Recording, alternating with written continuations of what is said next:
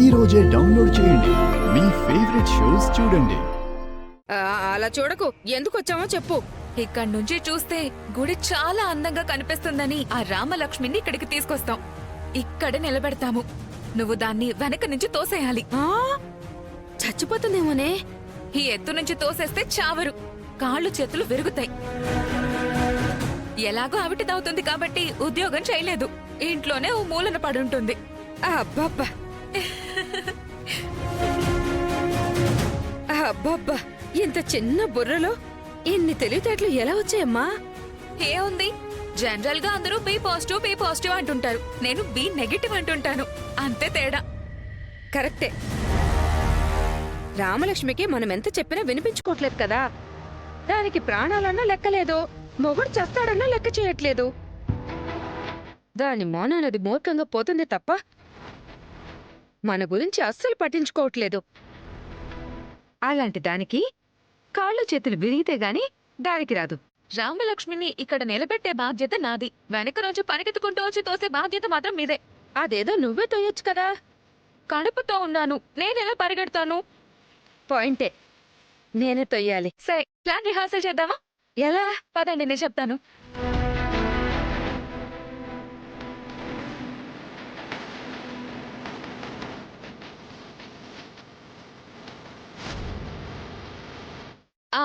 దీన్నే రామలక్ష్మి అనుకోండి.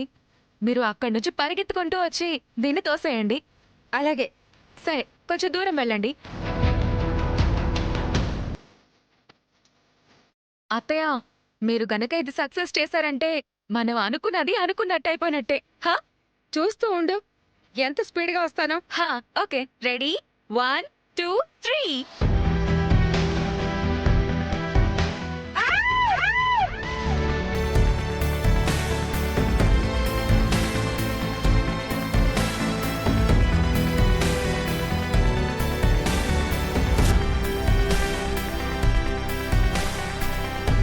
అదేంటి, రామలక్ష్మిని తోసేస్తానని చెప్పి మీ అత్తయ్యని తోసేసావేంటి? అదే నాకు మిగిలిన వాళ్ళకి తేడా.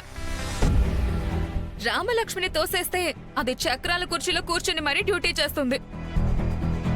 మీ రూటుకి అడ్డుపడుతూనే ఉంటుంది తప్ప ఎట్టి పరిస్థితుల్లోనూ అది రాజీనామా చేయదు. అదే మా అత్తయ్యని తోసేస్తే నేను కడుపుతో ఉన్నాను అన్న సాకుతో సైడ్ అయిపోయి దాన్ని అత్త సేవలు చేయడానికి, ఇంటి పనికి వంట పనికి వాడుకుంటూ గుడికి దూరంగా పెట్టేయచ్చు. అందుకే అత్తయ్యని ఎరేసేశాను. ఇదే నేను కోరుకున్నదే. నువ్వు నాతో ఉంటే నేను ఏ ఇబ్బంది లేకుండా నా పని నేను చేసుకోవచ్చు. కానీ నాదో చిన్న విన్నపం. ఎప్పుడైనా రాజకీయాల్లోకి రావాలనుకుంటే నా పార్టీలోనే చేరు. నీకు టికెట్ నేనిప్పిస్తాను. ఆ పొజిషన్లో చేరి నా కుర్చీకి ఎసరు పెట్టకే. ప్రస్తుతానికి నాకు ఆలోచన రాలేదులేండి. Don't worry. నేను కిందకెళ్ళి మా అత్తయ్య కండిషన్ ఏంటో చూస్తాను. జనాన్ని దోచుకునే నాకే షాక్ ఇచ్చిందంటే ఈ పిల్లని అడ్డం పెట్టుకుని మనం చాలా పనులు చేయొచ్చు. అవును సార్. అలా అని గుడ్డిగా నమ్మేయకూడదు రోయ్. ఊసింత మనం కూడా ఒళ్ళు దగ్గర పెట్టుకుని పనిచేయాలి. లేదంటే పక్కలో బల్లెల్లా మనల్ని పోటు పొడిచినా పొడుస్తుంది. చూశావుగా, అత్తని నమ్మించి ఎలా తోసేసిందో.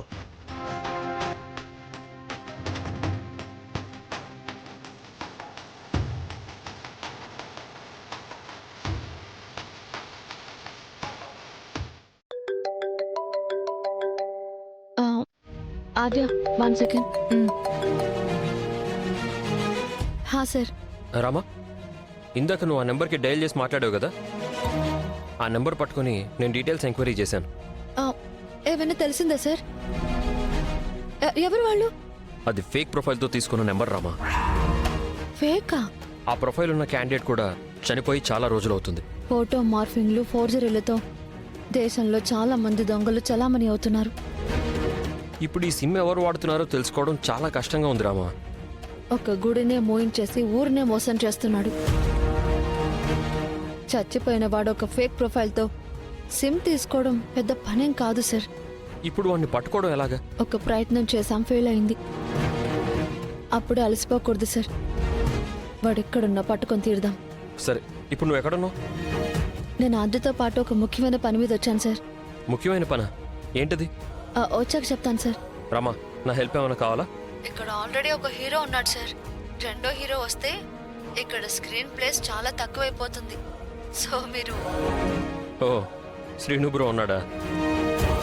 సరే, జాగ్రత్త. సరే సార్.